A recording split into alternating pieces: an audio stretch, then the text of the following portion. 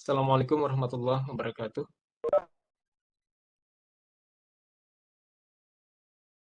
Waalaikumsalam warahmatullahi wabarakatuh. Oke, jadi pada pertemuan kita pagi ini kita akan membahas tentang materi berikutnya ya. Jadi setelah minggu lalu kita membahas tentang teknologi broadband ya. Bagaimana kita menggunakan teknologi broadband untuk terkoneksi. Terkoneksi kemana? Ke internet ya, terkoneksi ke perusahaan, terkoneksi ke kampus ya. Nah, di situ kita menggunakan opsi teknologi broadband ya. Keuntungannya apa? Teknologi broadband ini keuntungannya adalah dari sisi eh, cost dan fleksibilitasnya ya.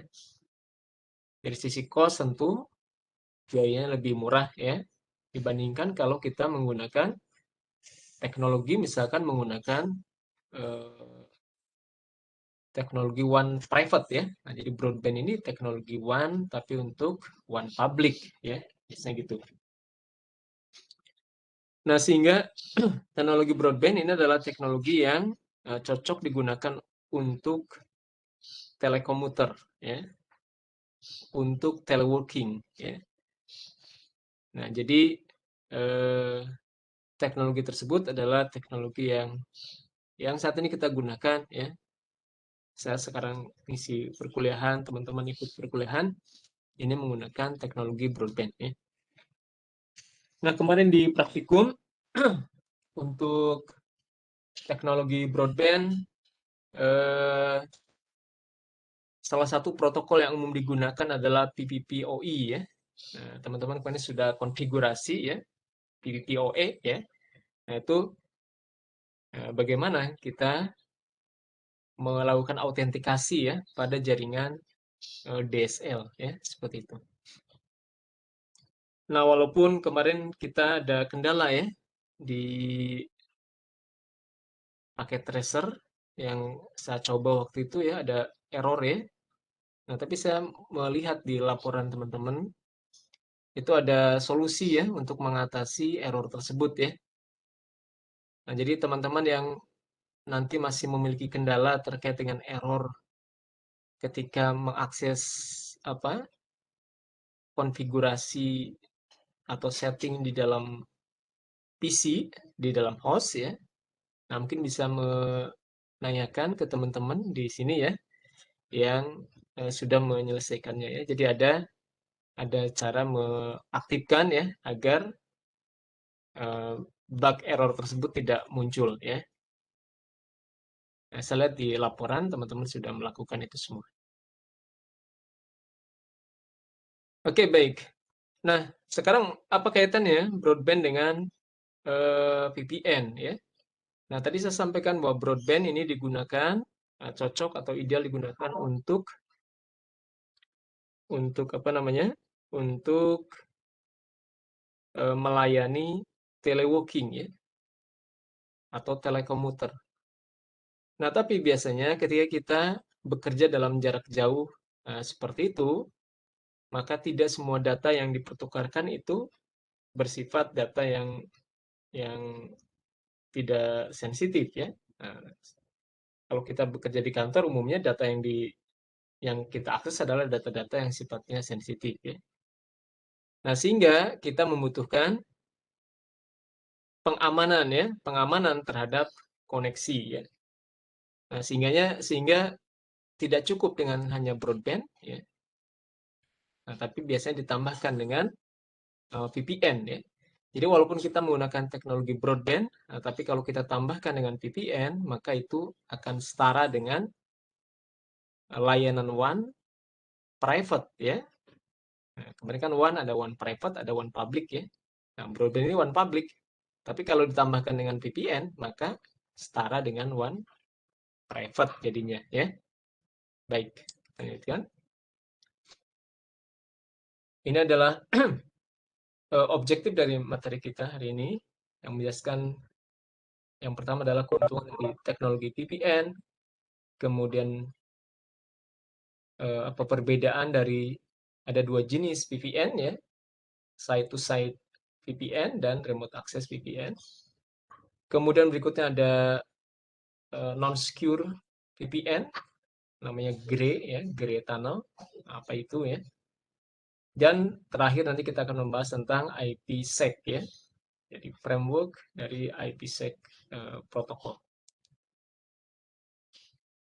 Nah, jadi keamanan adalah concern ya, ketika kita menggunakan internet publik ya, untuk menjalankan satu bisnis ya. Paling mudah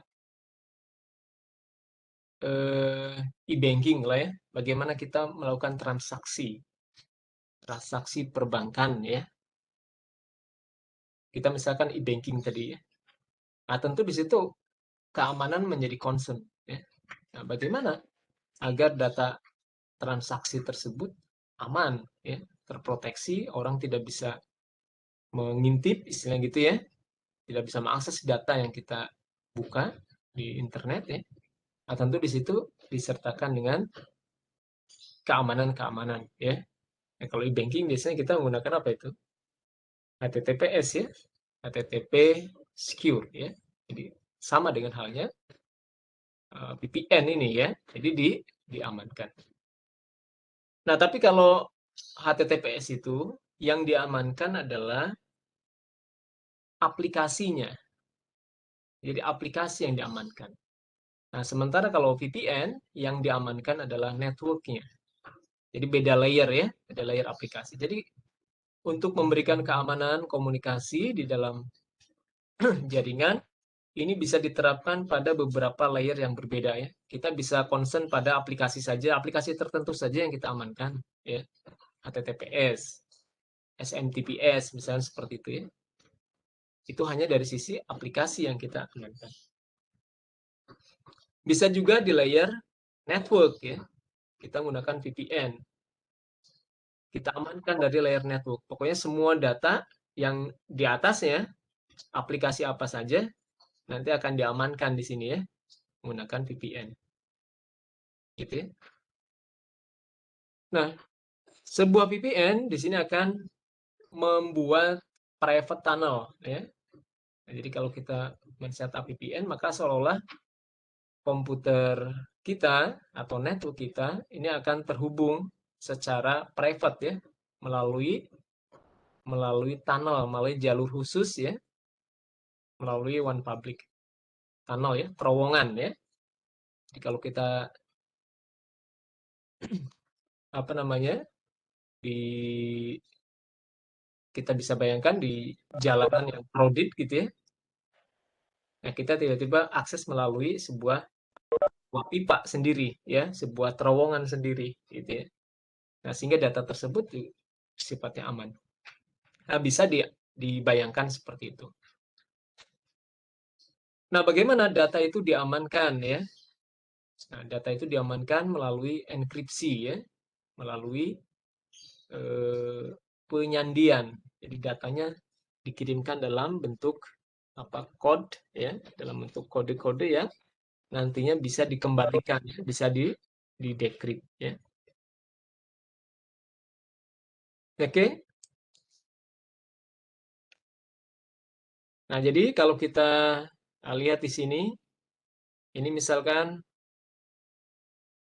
ini adalah main site ya, jadi ini kantor pusat misalkan, kemudian ini adalah kantor cabang, ini ada partner-partnernya, ada kantor cabangnya.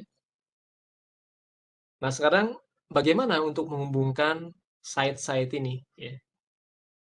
Ya tadi ya, kembali lagi ke awal.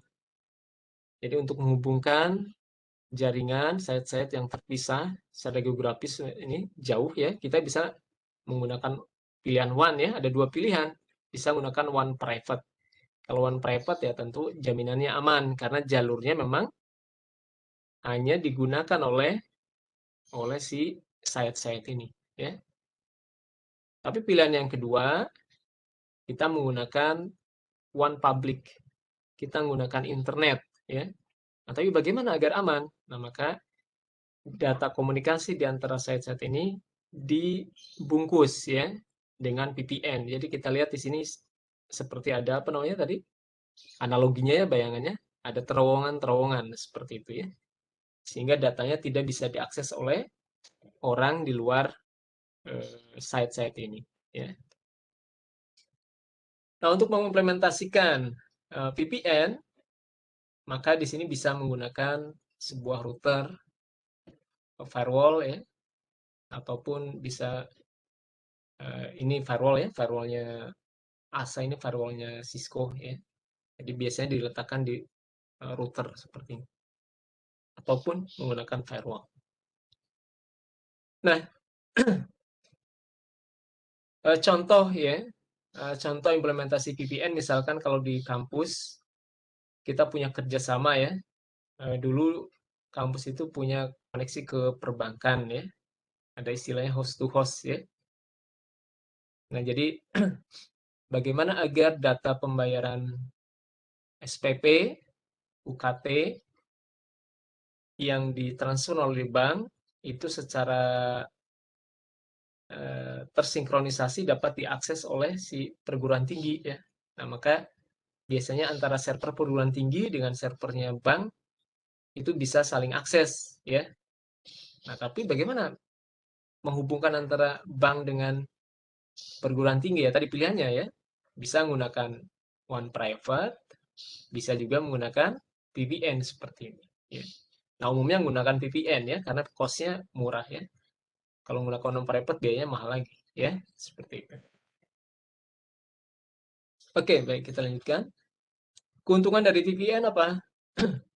Yang pertama adalah cost saving ya. Jadi menghemat biaya ya.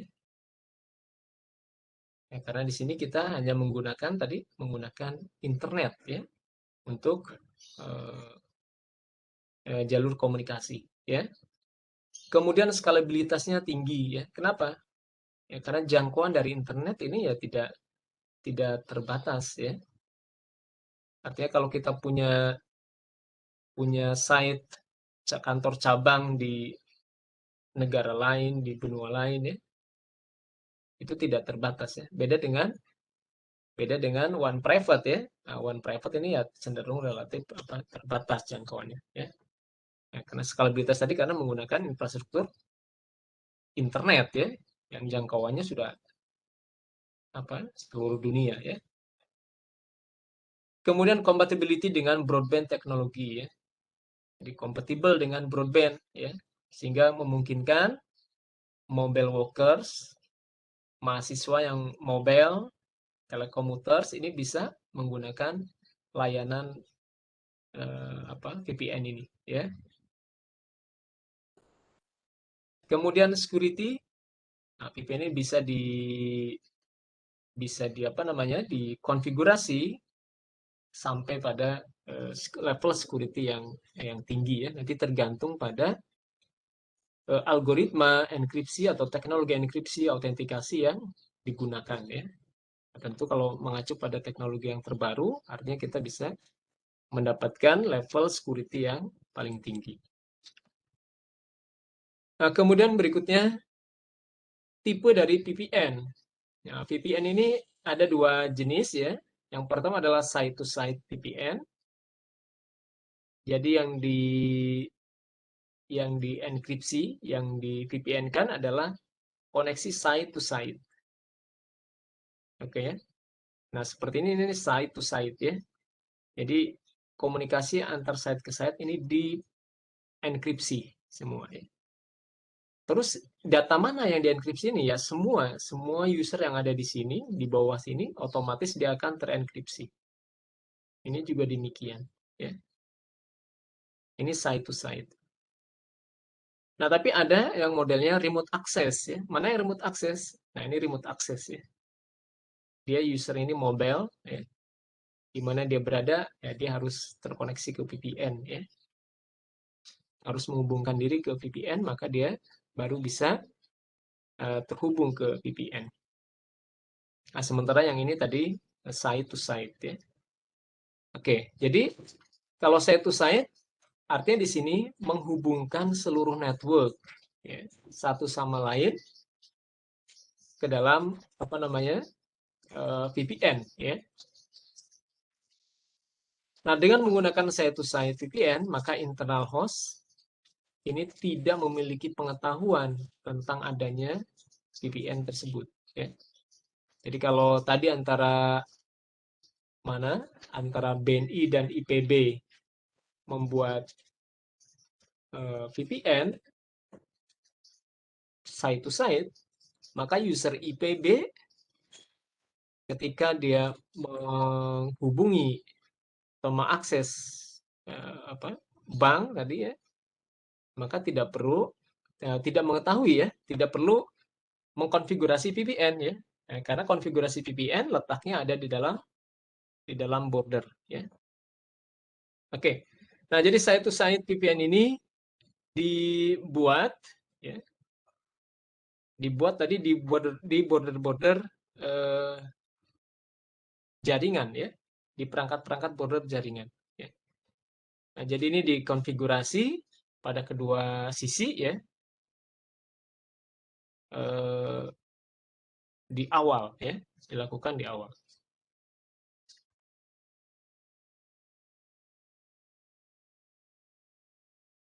Nah, tadi juga sudah disampaikan ya. Jadi host yang ada di setiap network di sini tidak memiliki pengetahuan tentang keberadaan dari VPN ya.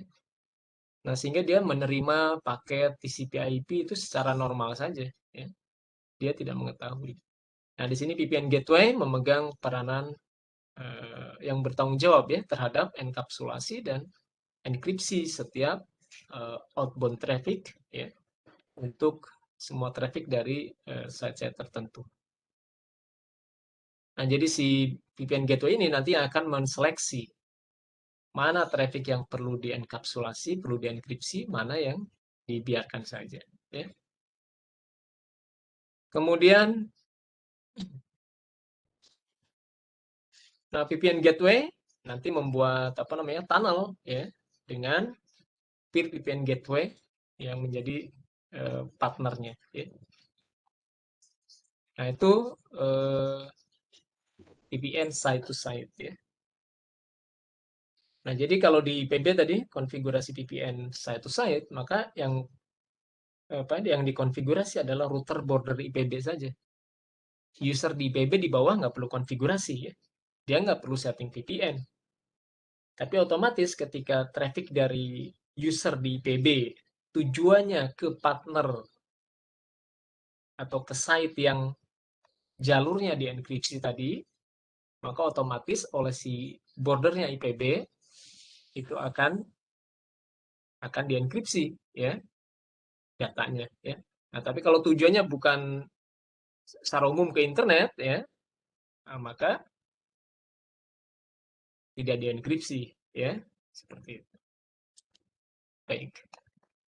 Nah, ini ya, jadi site to site seperti ini ya modelnya ya.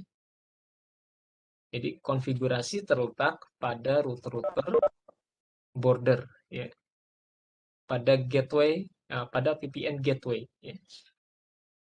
Di router kah atau di firewall kah ya, bisa seperti itu. Nah, ini disebut dengan VPN gateway atau bisa juga disebut VPN terminating device ya. Klien di sini tadi dia tidak memiliki pengetahuan tentang VPN, dia tidak perlu mengkonfigurasi laptopnya agar terkoneksi dengan VPN ya. Dia otomatis dia ketika kirimkan paket, maka yang melakukan VPN adalah yang melakukan enkripsi adalah router ini ya. Oke. Nah, berikutnya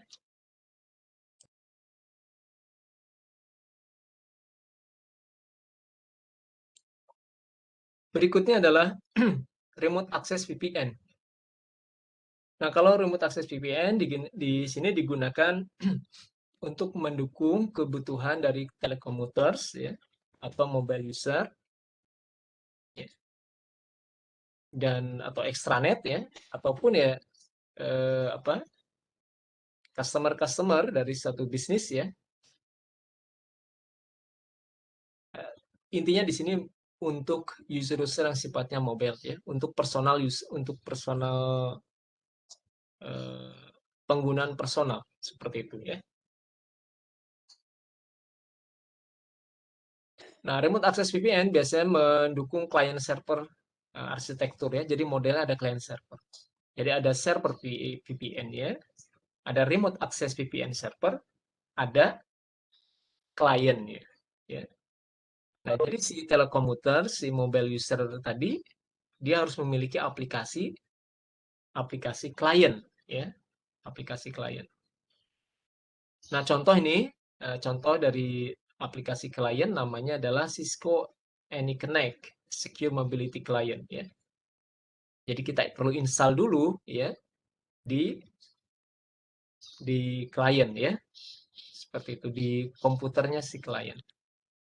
Artinya kalau remote access VPN, komputer klien itu menyadari betul bahwa dia akan terhubung ke VPN karena dia harus konfigurasi dulu ya. Beda dengan yang side to side. Oke ya. Jadi di sini klien menyadari memiliki pengetahuan tentang keberadaan VPN. Karena dia harus mengkonfigurasi secara mandiri. Nah, jadi modelnya seperti ini ya. Jadi VPN gateway atau VPN terminating device di sini berperan sebagai server ya. Server remote access VPN. Sementara klien user ini berperan sebagai klien.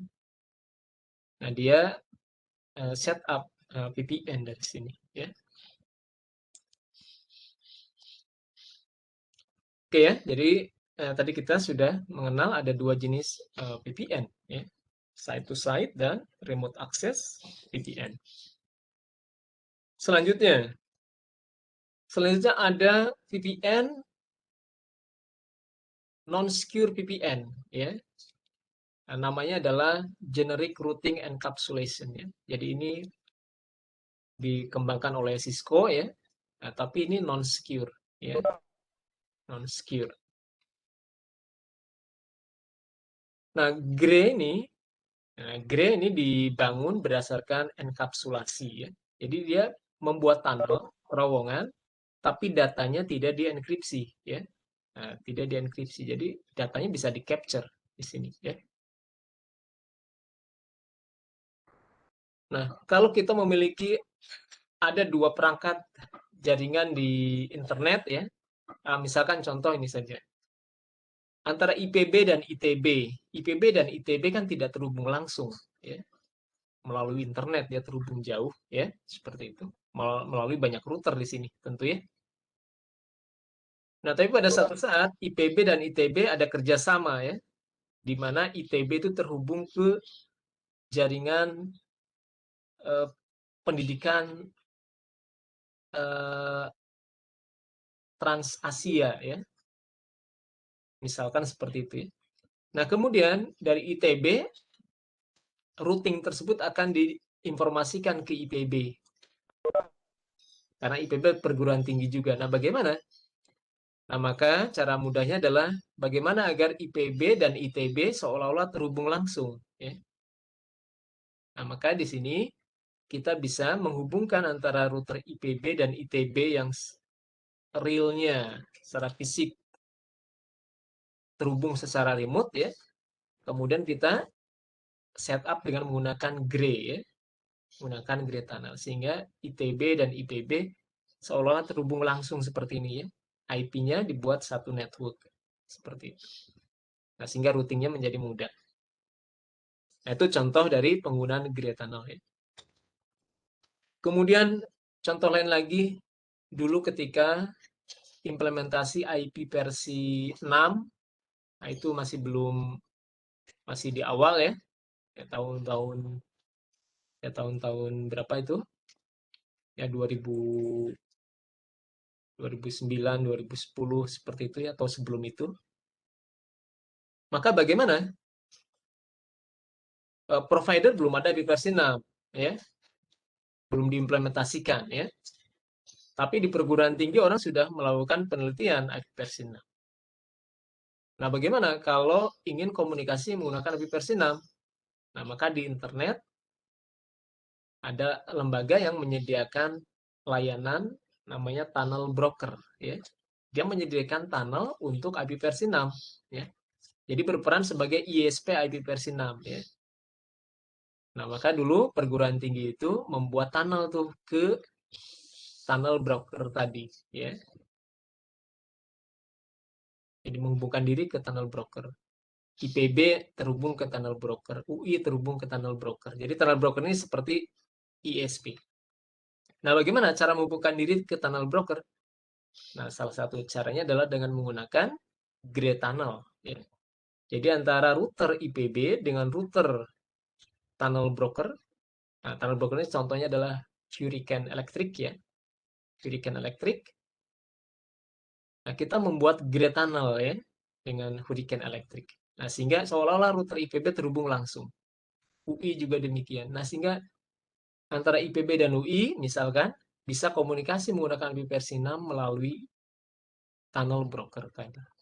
Yaitu dulu ya, ketika ISP belum ready dengan IPv6. Nah, tapi saat ini ISP kita sudah ready dengan IPv6, ya komunikasinya tidak lagi lewat tunnel broker ya, tapi langsung lewat ISP. Nah, GRE ini bagaimana mekanismenya? Nah, tadi sudah disampaikan mekanismenya adalah dengan melakukan enkapsulasi ya, dibungkus ya. Jadi ini adalah original paket aslinya seperti ini. Nah, kemudian ditambahkan di sini ada tambahan field dari GRE ya, seperti ini. Oke ya.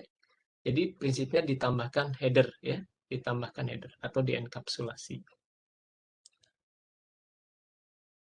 Nah, di dalam header GRE di sini ada flag, ada protokol type ya. Nah, protokol type ini apakah IP versi 4 atau IP versi 6 ya, di sini. Oke. Nah, kemudian ini adalah karakteristik dari GRE ya. Ini didefinisikan pada standar IETF. Kemudian protokol 47 ya, ini kodenya untuk mengidentifikasi GRE packet. Jadi IP protokol 47 ini sebagai identitas dari paket GRE ya. Nah, kemudian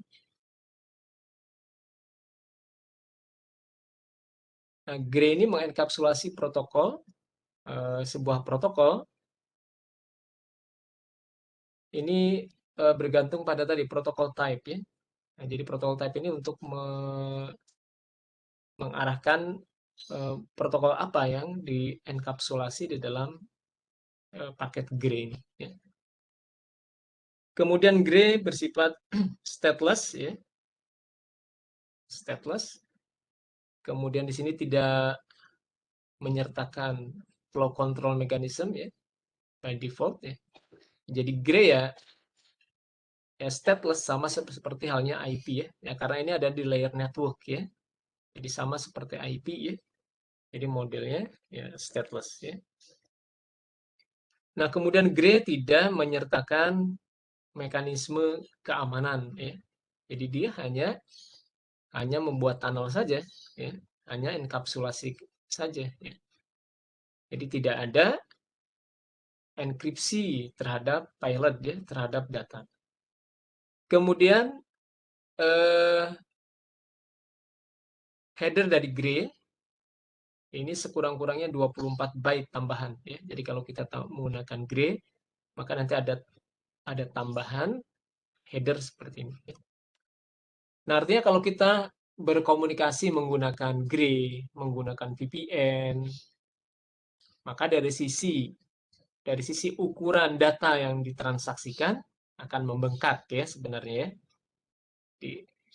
Kalau kita komunikasi tanpa VPN, misalkan data yang dipertukarkan adalah 1 giga, nah tapi kalau ditambahkan dengan GRE, nah berarti ada tambahan ya, ada tambahan-tambahan ya. Untuk setiap paketnya tadi 24 byte ya. Seperti itu. VPN juga demikian ya. Artinya komunikasi ketika ditambahkan dengan fitur-fitur seperti ini, maka datanya menjadi lebih besar. Oke. Ini contoh grid tunnel ya. Ada router R1 di sebelah kiri, ada router R2 di sebelah kanan, terpisahkan oleh internet ya, jauh ya. Satu entah berantah di mana, yang kedua nggak tahu di mana ya, misalkan. Nah, kita bisa membuat agar seolah-olah dia terhubung langsung ya. Nah, kita buat tunnel di sini. Yang sebelah kiri kita berikan IP 192.2.1, yang sebelah kanan 2.2. Ini kan satu network ya, terhubung langsung ya. Jadi walaupun dia terpisah oleh internet, kita bisa buat dia terhubung langsung seperti ini. Nah, teknis konfigurasinya di sini interface tunnel kosong, kemudian mode tunnelnya adalah IP, kemudian diberikan IP 2.1 di sebelah sini berarti ya. Kemudian tunnel source-nya adalah ini, IP ini. Tunnel destination-nya adalah IP partnernya. Gitu ya. Nah, maka ini kita sudah membentuk tunnel seperti itu. Nah, tapi tentu sebelum tunnel ini dibentuk, ya ini harus konvergen dulu, harus bisa ping dulu ya. Jadi dari 209 ini, titik 1 bisa ping ke titik 2.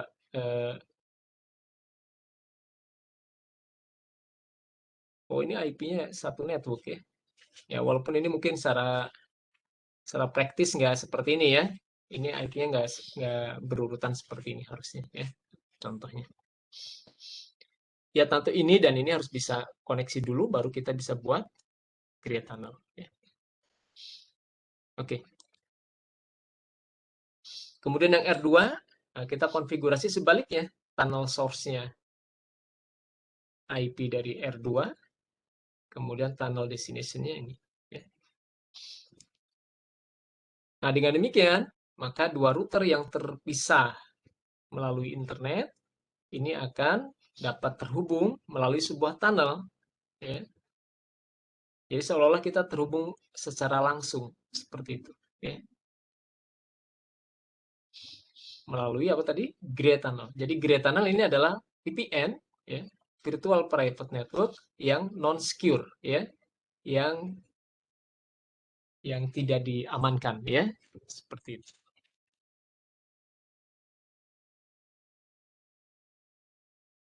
Oke, kita lanjutkan. Nah, berikutnya IP security, IPsec, ya. Nah, jadi dengan tunnel Grey tadi itu tidak cukup ya untuk mengamankan informasi, mengamankan data yang dikirimkan melalui jaringan publik ya. Nah, maka bagaimana untuk mengamankan data tersebut ya?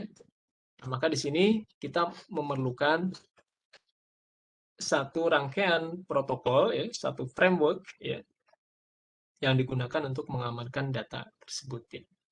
Nah, jadi ada beberapa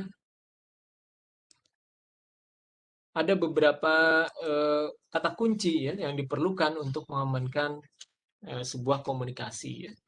Nah, biasanya kita singkat dengan CIA ya. Jadi confidentiality, integrity, dan authentication ya. Nah, confidentiality atau enkripsi ya, ini digunakan untuk menjamin agar bahwa data yang dikirimkan melalui jaringan itu tidak bisa dibaca ya oleh man in the middle ya. Jadi tidak bisa dibaca oleh orang di tengah jalan ya, seperti itu ya. Nah, jadi di sini implementasinya adalah dengan cara mengencrypt data sebelum dikirimkan melalui jaringan. Kemudian yang kedua adalah data integrity. Data integrity ini memastikan bahwa data tidak berubah ketika dihantarkan melalui jaringan ya. Jangan sampai data itu ada yang mengubah di tengah jalan ya. Nah, di sini eh, data integrity harus memastikan bahwa data ini tersegel, ya. Nah, tersegel, ya. Jadi ketika diterima itu data itu masih tersegel. Nah, bagaimana ya mekanismenya? Nah, yang berikutnya adalah authentication. Ini memastikan, memverifikasi bahwa eh, identitas dari partner, ya. Nah, jadi partner yang komunikasi ini benar, ya. Jadi bukan partner yang keliru, ya, seperti itu, ya. Jadi ini memverifikasi identiti dari source dari data yang dikirimkan, ya.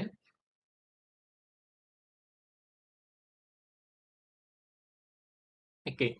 Nah, berikutnya adalah anti-replay protection, ya. Anti-replay protection di sini fungsinya dalam detect and reject replay packet, ya. Jadi tadi, ya, paket ini nggak bisa di spoof, ya. Jadi walaupun tadi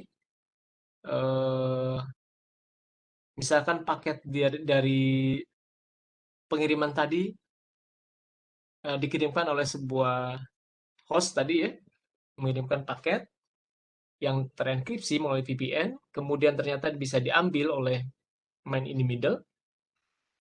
Nah, kemudian dikirimkan ulang oleh man in the middle ke tujuan, nah itu tidak bisa, ya. Jadi anti replay, ya. Ya karena tadi ada autentikasi, ya.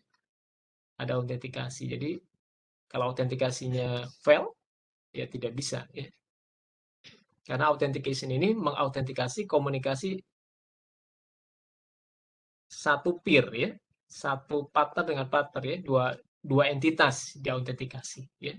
Jadi kalau diinterrupt oleh pihak ketiga, ya maka autentikasinya akan fail. Oke, jadi dalam keamanan komunikasi, ya, sekurang-kurangnya ada 3 atau ada 4, ya. Nah, biasanya ini disebut juga apa namanya, anti penyangkalan, ya. Jadi setiap transaksi melalui VPN ini, ya, transaksi tersebut adalah transaksi yang tidak bisa disangkal, istilahnya seperti itu, ya. Non repudiation, ya. Oke, kita lanjutkan.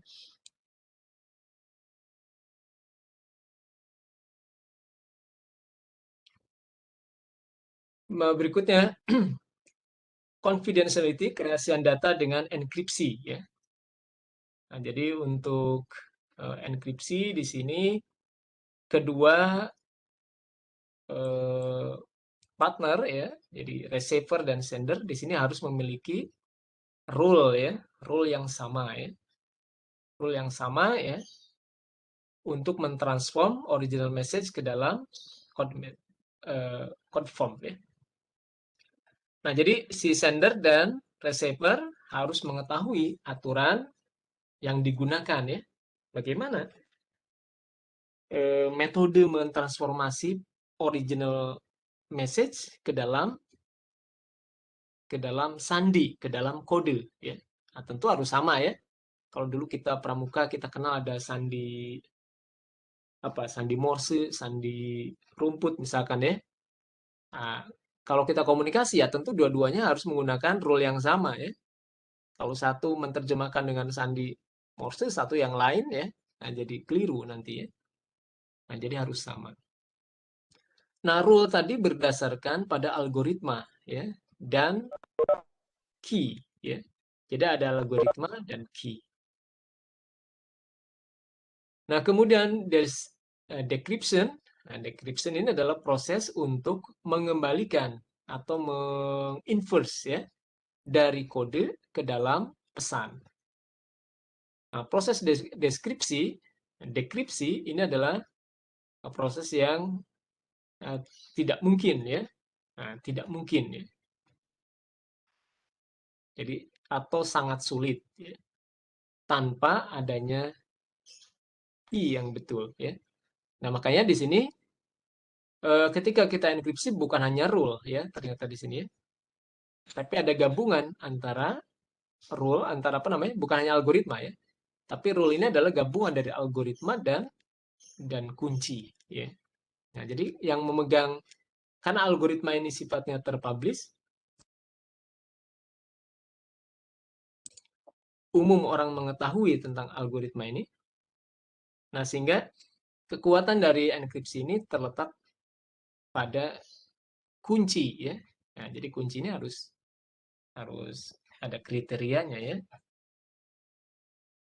Oke. Nah, jadi dekripsi ini tidak mungkin dilakukan, hampir tidak mungkin dilakukan tanpa kita mengetahui kuncinya, ya, seperti itu. Nah, jadi ini ada data, ada algoritma dan kunci, ya. Maka ini nanti akan didekript, ya. Akan dienkripsi menjadi kode seperti ini misalkan, ya. Kemudian ketika sampai ke penerima, maka penerima akan melakukan decrypt, ya. Oke. Nah, tentu dengan menggunakan algoritma dan kunci yang sama tadi, ya. Ya, mudahnya gitu, ya. Kunci dan kuncinya sama, ya. Walaupun nanti kita kenal ada yang kuncinya bisa berbeda. Nah, orang di man in the middle ini, man in the middle dia ya tidak bisa membaca kode tadi, ya.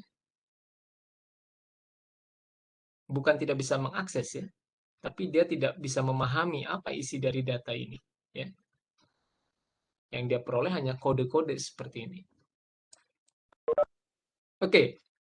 Nah, berikutnya, nah jadi tadi, ya, jadi semakin panjang suatu kunci, ya, maka dia makin makin sulit untuk membreak, untuk memecahkan suatu enkripsi, ya. Nah, di sini akan diperlukan prosesor yang lebih banyak lagi untuk eh, proses apa namanya enkripsi dan dekripsi data, ya. Jadi semakin panjang kunci, enkripsinya makin berat, dekripsinya juga makin berat, ya. Nah, ada dua tipe enkripsi utama, ya. Yang pertama adalah symmetric encryption, yang kedua adalah asymmetric encryption. Apa bedanya antara symmetric dan asymmetric? Symmetric encryption adalah enkripsi dan dekripsi yang menggunakan kunci yang sama, ya. Kunci untuk mengenkripsi dan mendekripsi sama, ya. Nah, kalau teman-teman sekarang tinggal di kontrakan, kalau yang lagi kos di Bogor, ya, maka ketika keluar rumah menggunakan kunci, nanti pulang lagi membuka kunci menggunakan kunci yang sama, ya. Itu artinya encrypt dan decryptnya sama. Itu namanya symmetric encryption, ya. Kalau kunci tersebut jatuh di jalan, ditemukan orang lain, maka orang tersebut bisa mengakses, ya, rumah tadi, ya. Oke.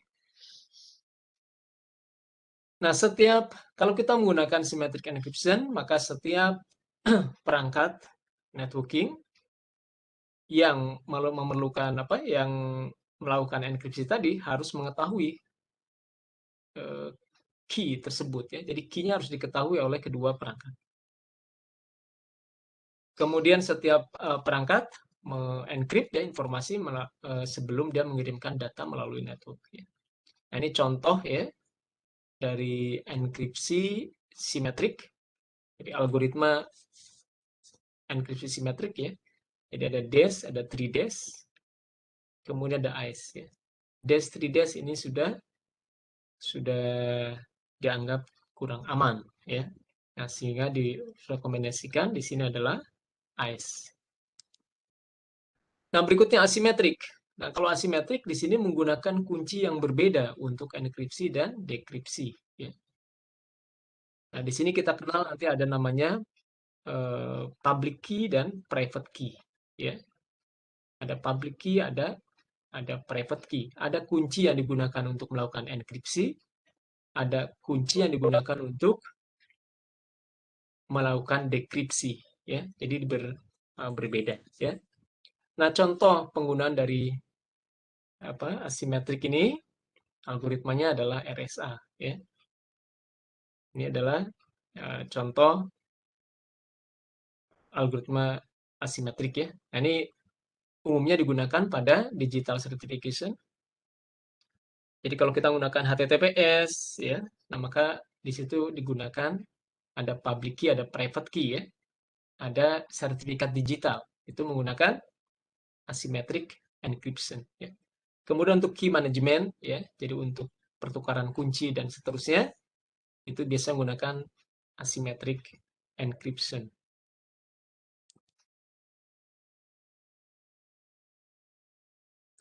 Nah, berikutnya ada namanya Diffie-Hellman, ya. Apa Diffie-Hellman?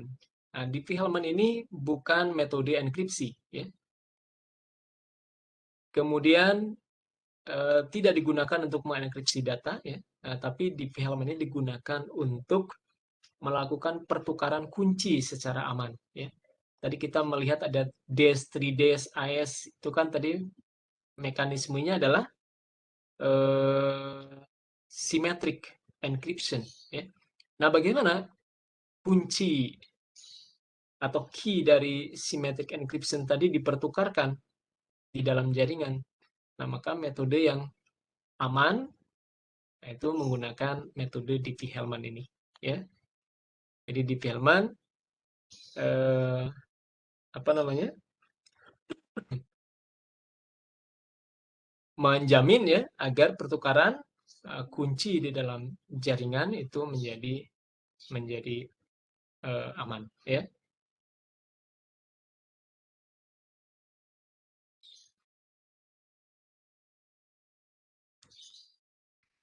Nah, ini seperti ini, ya, gambarannya. Di sini ada apa? Ada key. Nah, bagaimana key ini bisa dipertukarkan melalui jaringan, ya. Nah, ini tadi Diffie-Hellman, ya. Kemudian berikutnya adalah integrity. Bagaimana agar kita memastikan bahwa data yang dikirimkan itu tidak berubah di tengah jalan, ya. Nah, maka di sini menggunakan algoritma namanya hash, ya. Nah, teman-teman tentu sudah tahu, ya, apa bedanya antara enkripsi dan hash, ya. Kalau enkripsi, maka prosesnya bisa balik, ya. Jadi bisa bolak-balik, ada encrypt, ada decrypt. Nah, tapi kalau hash, arahnya cuma satu arah, ya. Artinya setelah kita hash, maka tidak bisa dikembalikan lagi menjadi bentuk semula, ya.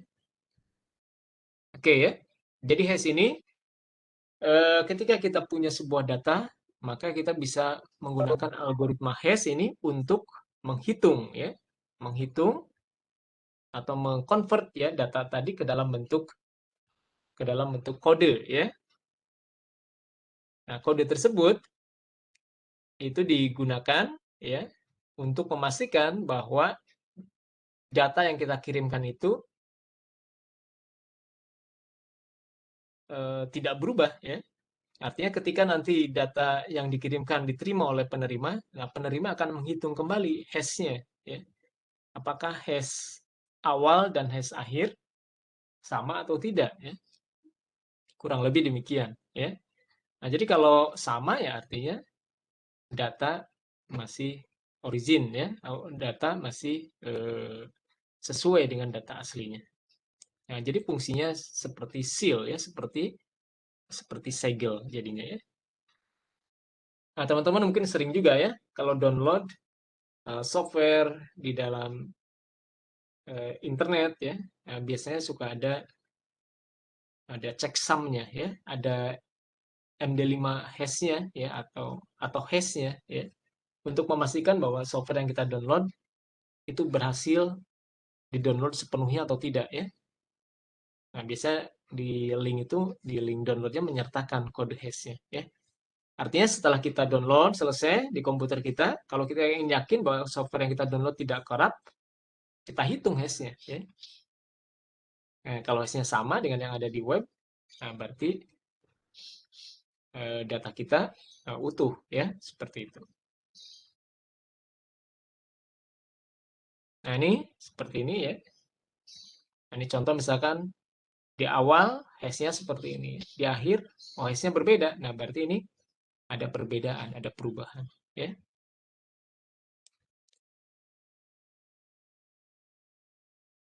Nah, berikutnya adalah eh, bagaimana menerapkan tadi integrity tadi. Nah, integrity bisa diterapkan oleh mekanisme yang disebut dengan hash-based message authentication code, ya. Jadi basisnya adalah hash tadi. Jadi implementasinya ketika di dalam apa namanya, di dalam IPsec ya, menggunakan HiMac seperti ini, ya. Oke, ya. Jadi di sini tadi ya, si penerima dari data dia akan membandingkan tadi ya, membandingkan data hash dari data hash yang dikirimkan oleh si sender ya dengan yang dia hitung ya. Nah, jika keduanya match, maka data tersebut dianggap data yang origin ya, data tidak mengalami perubahan ya. Oke ya. Nah, jadi implementasi metode dari hash ini di dalam apa? Di dalam IP security framework, itu disebut dengan HiMac ya. Nah, contoh dari HiMac algorithm ya, yang umum ya, ini teman-teman juga sudah mengetahui ya. Jadi ada MD5 ya, MD5, ada SHA. Nah, ini adalah contoh dari algoritma dari hash ya. Nah, tentu di sini yang paling apa namanya? Jadi eh, algoritma dari hash ini sebenarnya bergantung pada jumlah ini nih ya, jumlah bit enkripsi, jumlah bit eh, yang akan digunakan untuk membuat kodenya ya, membuat kode dari sebuah data ya. Jadi semakin besar jumlah bitnya, maka semakin aman ya. Oke ya. Karena kan di sini artinya apapun datanya akan diubah ke dalam misalkan MD5. Kalau menggunakan 128 bit artinya semua data itu akan dikonversi ya, akan ditranslate ke dalam 128 bit ya. 128 bit. 128 bit itu berarti variasinya variasi dari 128 bit kan berarti 2 pangkat 128 ya. Artinya kalau kita punya keyword ya, punya keyword sebanyak 2 pangkat 128 plus 1, nah, plus 1 ya, maka pasti nanti akan ketemu ada satu keyword yang ada 2 keyword yang nilai hash-nya sama ya. Seperti itu ya. Artinya makin besar ininya maka peluang samanya menjadi kecil. Maksud saya seperti itu ya. Nah, ini ada beberapa hal juga ya, seperti MD5 misalkan ketemu ya, titik jenuhnya itu berapa ya. Artinya ada kemungkinan nilai hash-nya menjadi kembar seperti itu. Nah, selanjutnya adalah autentikasi ya. Jadi VPN, IPsec VPN ini mendukung autentikasi ya. Autentikasi di sini ada 2 metode ya. Yang pertama adalah PSK ya. Nah, kalau PSK ini pre-share key ya. Pre-share key. Pre-share key ya. Artinya si key itu didistribusikan, di-share ke dalam 2 perangkat sebelum komunikasi dilakukan ya. Nah, di sini menggunakan symmetric encryption, ya. Kemudian yang kedua menggunakan RSA, ya. Nah, jadi ini kalau PSK biasa digunakan untuk site to site VPN, ya. Nah, sementara RSA ini biasanya digunakan untuk web VPN, ya, untuk web VPN. Ini basisnya menggunakan digital certificate, ya. Nah, jadi autentikasinya bisa dua jenis, ya. Yang pertama key-nya di share secara manual, kemudian yang kedua melalui digital certificate, ya, seperti ini.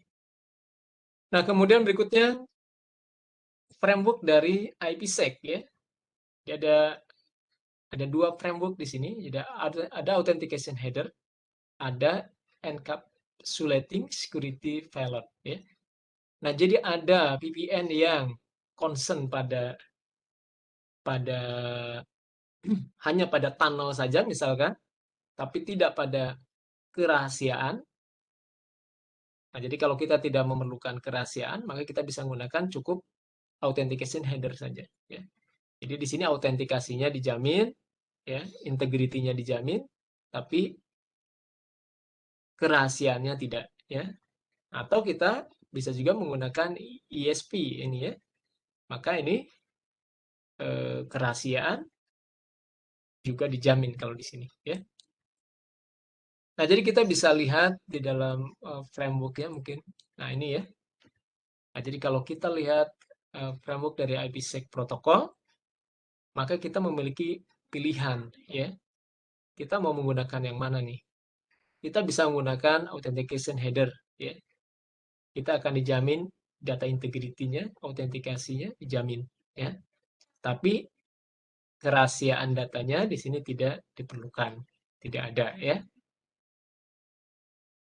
Atau kalau data yang kita sharing atau kita transmisikan adalah data yang sensitif, ya, kita perlu kerahasiaan, maka kita bisa menggunakan opsi yang berikutnya, yaitu ESP, ya, atau ESP plus AH, ya, seperti ini.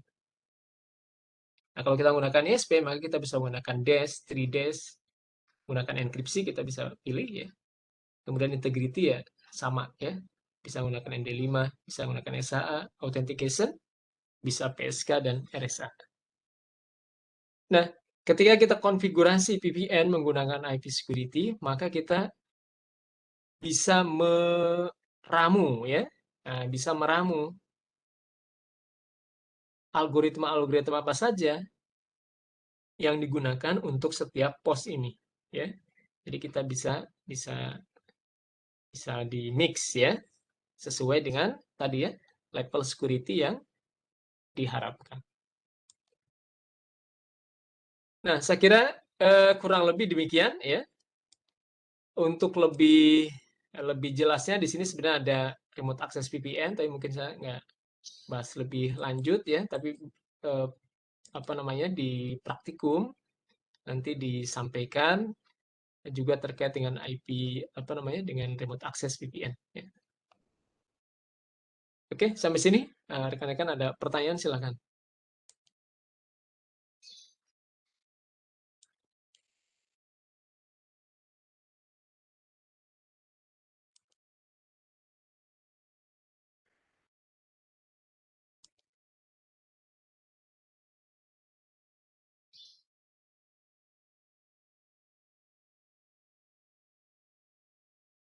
Maaf, tanya Ya, silakan.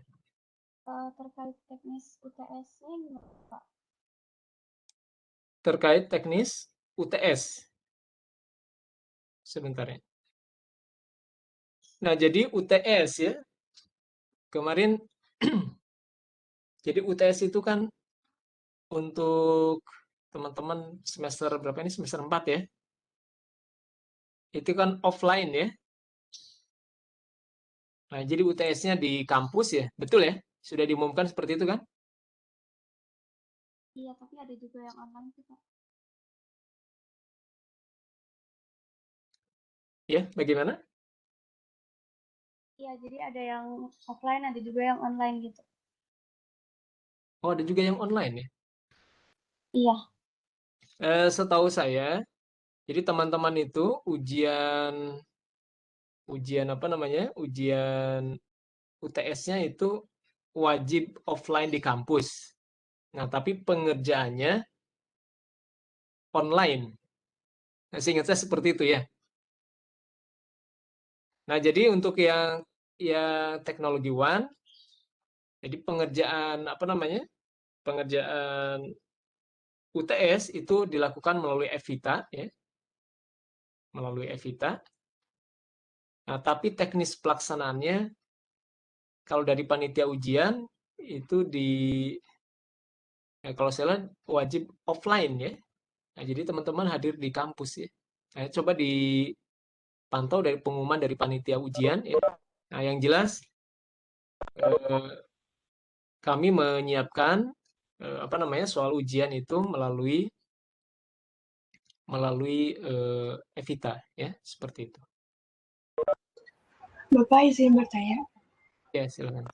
berarti menggunakan komputer kampus atau kita bawa device sendiri, Pak?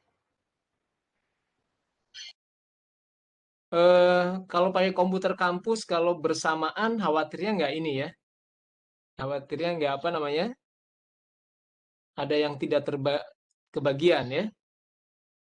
Nah, jadi apa namanya, siapkan saja ya perangkat sendiri ya. Walaupun dari handphone juga kalau nggak salah bisa kan ya?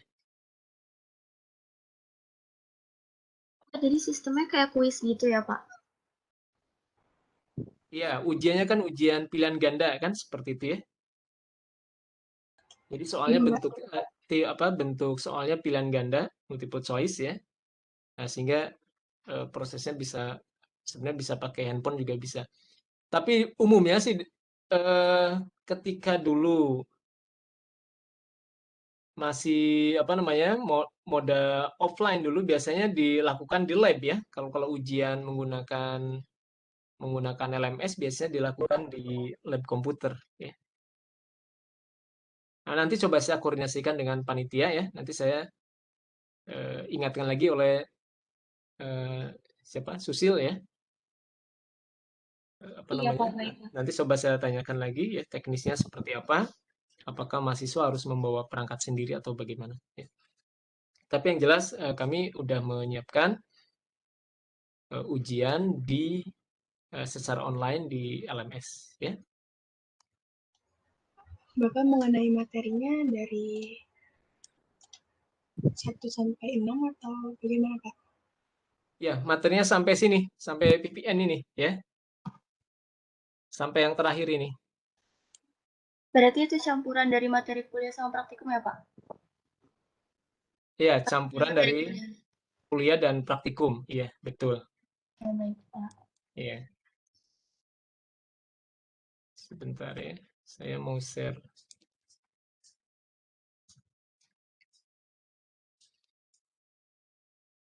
Tapi mungkin ya banyak banyak yang apa namanya? Ya praktikum juga nggak terlalu ini ya. Banyak soal teorinya juga ada juga ya. Oke, ada lagi pertanyaan? Nah, kalau tidak ada, ini sedikit menjelaskan terkait dengan praktikum ya.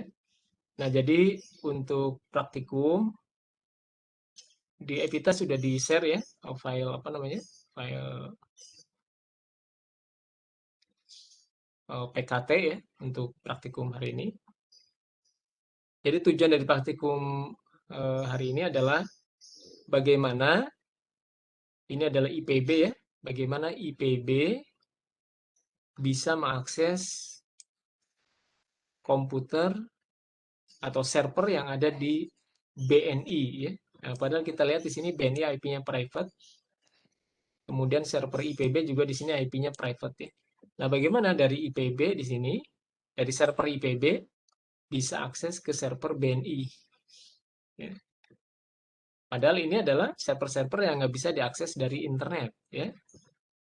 Nah, kalau ini bisa diakses di internet, tapi harus menggunakan IP public ya. Tapi kalau menggunakan IP ini nggak bisa diakses dari internet. Nah, teknisnya adalah di sini kita buat site-to-site VPN ya. Di sini ditambahkan ada sebuah server, site-to-site VPN server ya. Jadi dia akan membuat VPN dengan Bank BNI ya. Nah, sehingga nanti koneksi dari server IPB ke server BNI ini terhubung secara lokal saja ya, jadi bisa langsung akses ya. Nah, kemudian yang kedua, bagaimana kalau ada user-user yang mobile? Ini ada user mobile, ada dosen ya yang terhubung melalui Speedy, melalui IndiHome ya. Ingin akses ke kampus ya, padahal dia kerja di luar kampus ya. Nah, maka dia harus melakukan remote access ya. Remote access ke kampus. Nah, di sini ada RAS VPN. Nah, jadi di sini ada dua ya, ada dua praktikum. Yang pertama adalah site to site VPN, yang kedua adalah remote access VPN. Nah, Pak Elkana sudah membuat video ya. Nah, saya kira lebih efektif teman-teman menyimak video yang disampaikan oleh Pak Elkana ya. Silakan nanti setelah perkuliahan ini. Nah, kemudian tadi terkait dengan ujian, kalau jadwal ujian apakah sudah dapat? Ada sih Pak di Eviata. Di IPBM. Iya, itu sudah Hari lihat Jumat, kapan? tanggal Hari 18 Maret, 18 Maret. jam 2 siang. 18 Maret ya. Jadi sudah dekat juga ya, seminggu lagi ya. Iya. Oke, jadi 18 Maret. Oke. Berarti pengumpulan 18 Maret, berarti minggu depan sudah mulai ujian ya? Tanggal 14 sudah mulai ujian? Dimulainya dari tanggal 17, Pak. Iya, Oh, mulainya tanggal 17 ya? hari Oke. Kamis ya. Hari Kamis ya. Iya.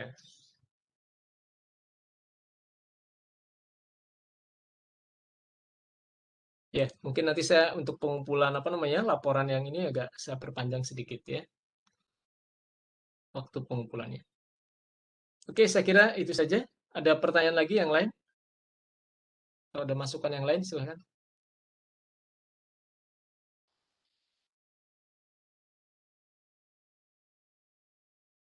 Tapi kalau pelaksanaan ujian tadi offline, saya nggak tahu nih, teman-teman apakah pada ready di Bogor ya, atau di mana? Kebanyakan udah di Bogor sih Pak. Oh, semuanya kan di Bogor ya. Oke. Nggak ada masalah berarti ya. Oke, jadi kemarin saya komunikasi itu ya demikian ya, bahwa angka semester 4 itu ujian harus offline. Cuman kemarin ada terkait dengan soal, apakah soalnya apakah teknisnya ya, apakah teknisnya ujian di kertas atau di paperless atau menggunakan paper gitu ya. Itu yang jadi pertanyaan ya. Nah, tapi kemarin sudah disimpulkan katanya bisa menggunakan Evita ya, bisa menggunakan LMS. Oke, baik teman-teman. Saya kira teman-teman bisa lanjutkan untuk sesi praktikum mandiri. Nah, teman-teman silakan simak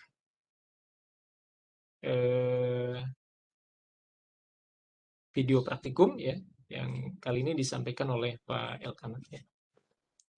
Baik, saya kira saya bisa akhiri pertemuan kita pada pagi hari ini. Saya tutup. Wassalamualaikum warahmatullahi wabarakatuh.